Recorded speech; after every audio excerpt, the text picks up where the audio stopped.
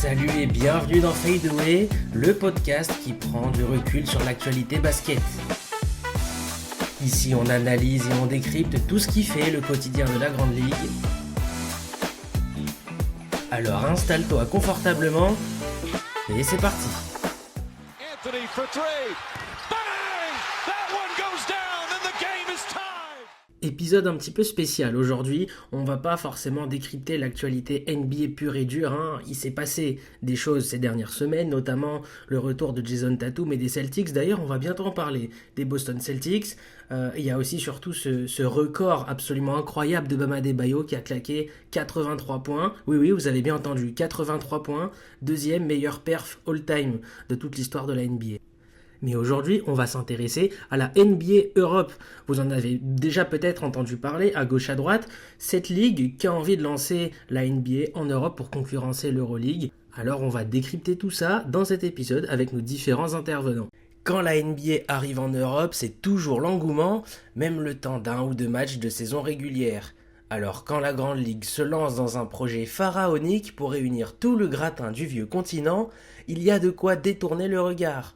Et il y a aussi de quoi se poser la question, comment la NBA Europe va bouleverser le paysage du basket européen ? La NBA ambitionne de rejoindre le territoire pour la saison 2027-2028 et lancer la NBA Europe pour concurrencer l'Euroleague.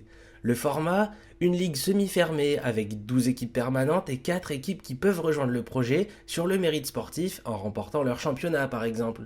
Alors pourquoi la NBA veut venir en Europe ?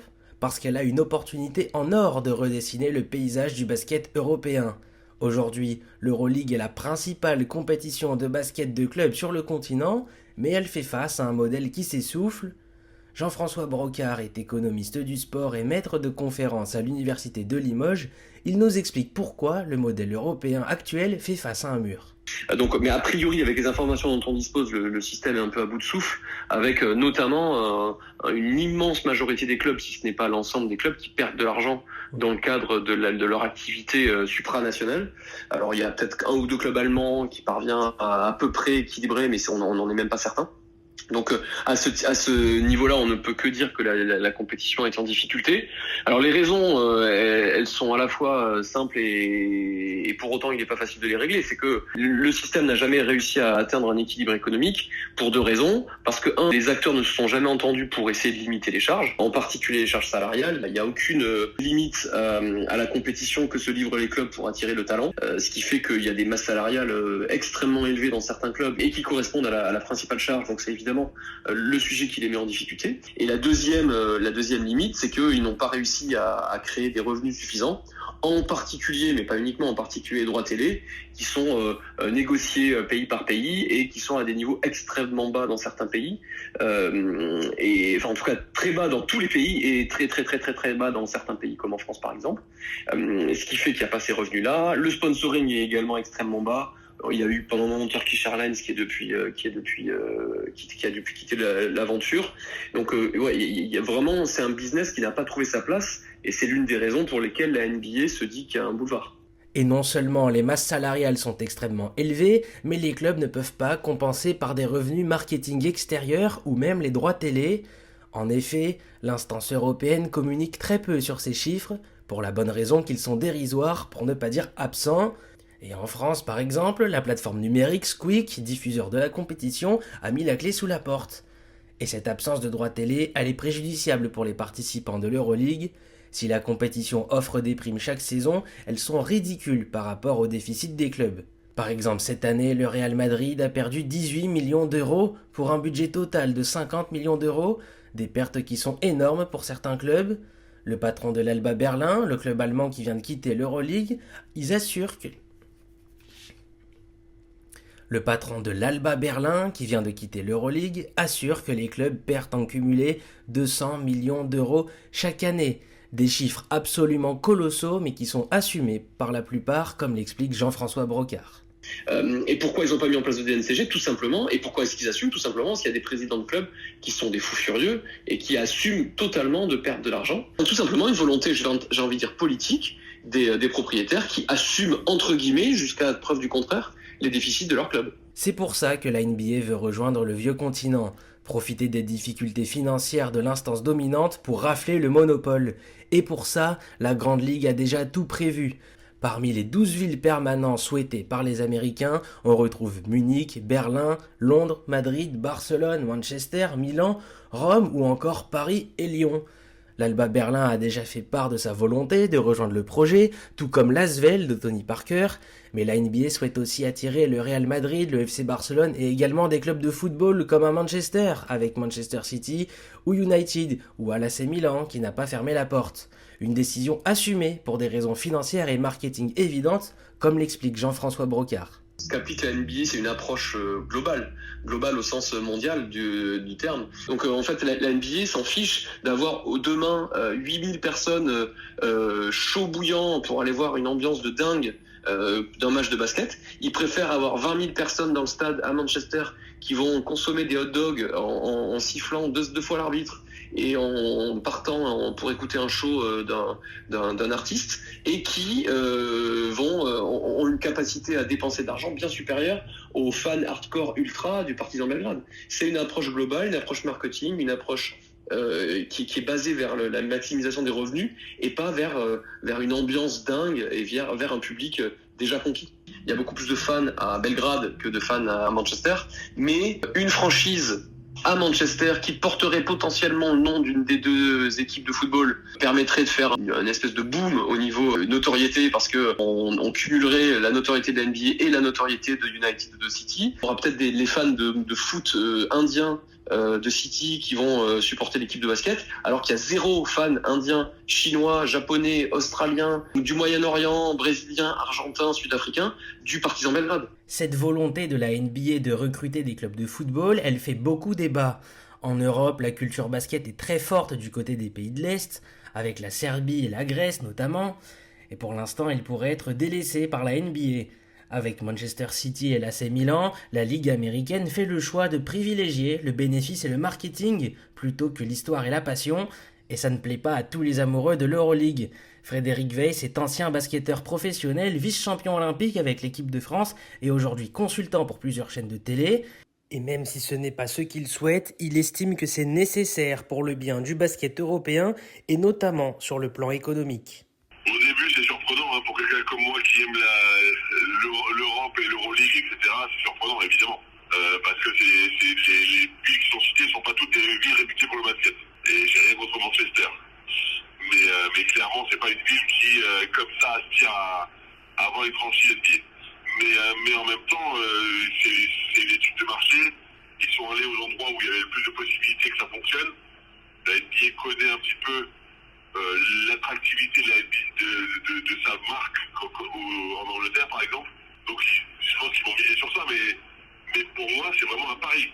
C'est-à-dire que sur le papier, ça peut très bien fonctionner. Encore une fois, la marque est puissante. Mais on ne sait pas ce que ça peut donner en Europe parce que pour l'instant, personne n'a jamais réussi à imposer un vrai modèle économique au basket en Europe. À un moment, on voit que le modèle actuel ne fonctionne pas. Il n'est pas viable, les clubs d'Euroleague perdent de l'argent et c'est un fonds perdu. Donc à un moment, c'est pas possible pour le basket. Donc je ne suis pas en train de dire que c'est une bonne solution parce que je n'en sais rien pour l'instant. Mais j'ai du mal à juger que c'est une mauvaise de la même façon. Oui, je suis un grand fan du basket en Grèce. Oui, je suis un grand fan du basket en Serbie, évidemment. Moi, c'est comme ça que j'entends le basket. Sauf que le problème économique est important et que si on n'a pas réussi depuis tant d'années à gagner de l'argent, il faut peut-être juste changer ce modèle économique, quoi. Et du côté de nos clubs français, l'Asvel de Tony Parker a annoncé son objectif d'évoluer dans la future NBA Europe. L'ancien meneur des Spurs veut que son club soit l'une des têtes d'affiche de la compétition, mais il ne serait pas seul puisque la Ligue américaine souhaite également voir le Paris Saint-Germain ouvrir une section basket. Les Parisiens ont notamment vu le double champion NBA Kevin Durant rejoindre son capital et la star américaine pourrait donc permettre l'arrivée du club de la capitale sur les parquets. Au contraire, ça peut être que bien. En fait, avoir des équipes qui se renforcent, qui sont aussi puissantes que le PSG, qui le seraient grâce à la NBA, je me dis que ça peut être que intéressant pour le championnat. C'est-à-dire que imaginez un championnat Nancy, par exemple, parce que je suis de là-bas, qui accueillerait le PSG avec des stars de NBA Europe. Là, peut-être que ça pourrait faire fonctionner le championnat un petit peu mieux. Ça pourrait plus le mettre en lumière, peut-être, après, moi, j'ai que des peut-être, hein, parce que pour l'instant, j'ai pas de certitude par rapport à ça. Mais dans l'absolu, je me dis qu'un Nancy PSG, ça peut amener du monde à Nancy, en fait. Ça peut donner un engouement très spécial. Ça peut mettre en lumière notre championnat. Ça peut nous permettre d'avoir des droits télé supérieurs. Ça peut nous permettre de continuer à augmenter les budgets et donc avoir des meilleures équipes encore. J'ai envie de croire à ça, mais d'un côté, je sais que c'est un pari, en fait. Donc il n'y a aucune certitude. Mais Jean-François Brocard est plus tempéré sur la question. Pour lui, il est difficile aujourd'hui de voir comment le club parisien peut se mettre en place, notamment pour des raisons logistiques. Donc, est-ce que le Paris SG pourra créer ex nihilo un club ? La réponse, a priori, si jamais la ligne rouge proposée par la Ligue de basket est respectée, la réponse est non. Maintenant, est-ce que le PSG a envie de racheter Paris Basket, a envie de se rapprocher de Nanterre, a envie de se rapprocher des Metropolitans, qui est un club qui a disparu mais qui est remonté, a envie de se rapprocher d'autres clubs de la banlieue parisienne? Ce qui est certain, c'est que aujourd'hui, on voit pas comment un club de basket parisien participerait à la NBA en Europe, pour une raison et pas la moindre, c'est qu'il n'y a pas de salle. Première chose, le cahier des charges de la NBA, à Paris, il ne correspond à aucune salle. Même l'Adidas Arena est trop petite. Il y aurait éventuellement Paris-Bercy, mais il n'y a jamais eu de club résident à Paris-Bercy. Il faudra encore convaincre les exploitants. Il n'y a rien qui est évident dans ce projet à Paris, et c'est le cas dans d'autres villes. Et c'est l'une des raisons pour lesquelles ils ont pris Manchester et Londres, où là, il y a déjà des enceintes existantes. Et ensuite, le dernier point, je suis un peu long, désolé, hein, mais sur est-ce que le PSG va partir sur une section basket ? Peut-être. Moi, j'ai aucune information, évidemment. Au-delà des éléments que j'ai déjà évoqués, il y a la question de pourquoi est-ce qu'il partirait. Et je pense que pourquoi il partirait, c'est que au départ, moi, de mon point de vue, il y aura pas beaucoup d'argent à gagner, hein, parce que il y a le coût d'entrée qui paraît énorme, entre 500 millions et 1 milliard. Je pense qu'au début, la Ligue perdra de l'argent. Enfin, c'est mon point de vue, en tout cas, pendant quelques années. Dans le cadre de l'arrivée de la NBA en Europe, il y a la question de ce que veulent les instances existantes en Europe. Donc la FIBA, les fédérations et les ligues, notamment. Et la Ligue de basket, qui est directement concernée, a évoqué vraiment un point qui pourrait être considéré comme ligne rouge, c'est que l'éventuelle franchise de NBA Europe demain devrait participer aux compétitions nationales. C'est-à-dire qu'ils veulent absolument pas rajouter un nouveau club qui viendrait se rajouter à ceux existants.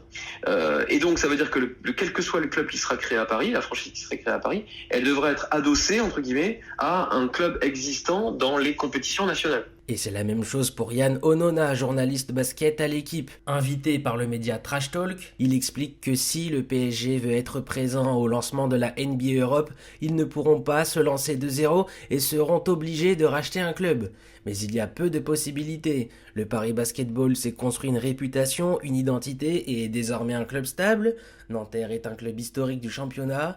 Reste désormais Levallois qui joue pour sa montée en Élite 2, deuxième échelon national, et qui semble être le club le plus à même de s'associer avec le PSG, comme il l'explique. L'une des autres possibilités, et ça je peux le dire avec assez d'assurance, puisque le club m'en a parlé lui-même, c'est Levallois, qui est présidé par Luc Dayan aujourd'hui, qui a été repris il y a 2 ans par des investisseurs américains. Donc le club de Levallois, c'est les anciens Mets 92, sauf que le club a été liquidé entre-temps. Et là où l'histoire est dingue, c'est que Luc Dayan, qui est un ancien dirigeant dans le football, qui a repris plusieurs clubs avec succès, qui est un homme d'affaires qui a eu beaucoup de succès dans le sport, il est très ami avec Charles Bietri.